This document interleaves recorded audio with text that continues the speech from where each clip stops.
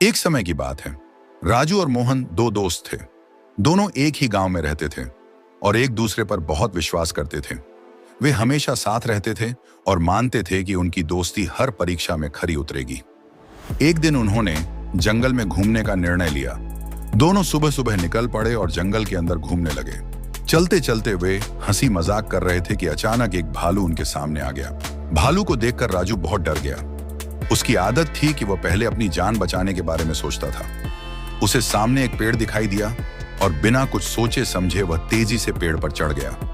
उसने अपनी जान बचाने के बारे में सोचा, लेकिन मोहन को वहां पर छोड़ दिया। मोहन को पेड़ पर चढ़ना नहीं आता था और अब वह डर से कांपने लगा, लेकिन वह समझदार था। उसे पता था कि भालू मृत शरीर को छोड़ देते हैं।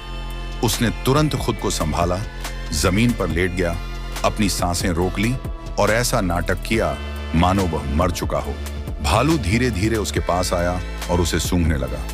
मोहन ने बिल्कुल भी हलचल नहीं की और अपनी सांस भी धीमी कर ली।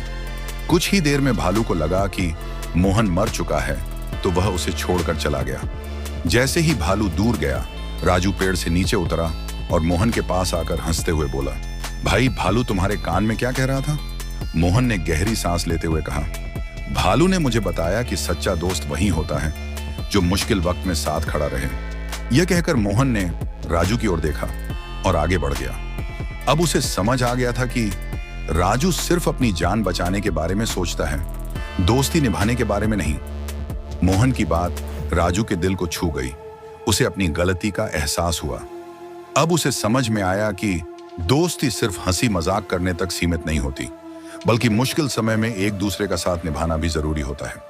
दोस्तों, हमें इस कहानी से यह सीख मिलती है कि सच्चा दोस्त वही होता है जो हर परिस्थिति में हमारा साथ दे। ऐसे दोस्त की सच्ची दौलत होती है जो हमें कभी अकेला महसूस नहीं होने देता।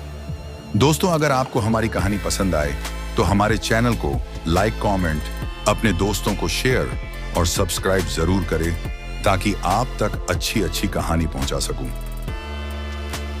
धन्यवाद।